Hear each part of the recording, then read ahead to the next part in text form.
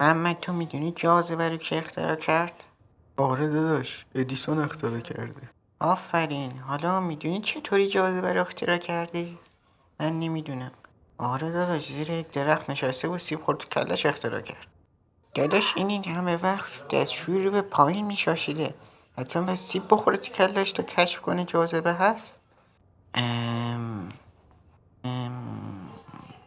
محمد چیکار میکنی؟ دارم فکر میکنم.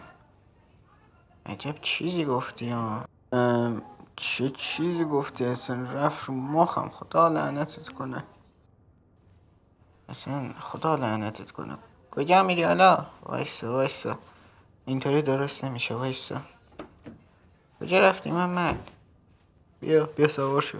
ای خدا، اینم رید تو اعصاب ما. ای بابا. کجا میری محمد؟ ساکت باش، سوالم نپرس، فقط بریم. محمد کجا آمدیم؟ محمد کجا میری؟ محمد نرو. محمد رفت. محمد نرو. بریم ببینیم این بشر کجا رفت. محمد چی کار میکنی؟ چی اومدیم بالا؟ محمد خودشو انداخت.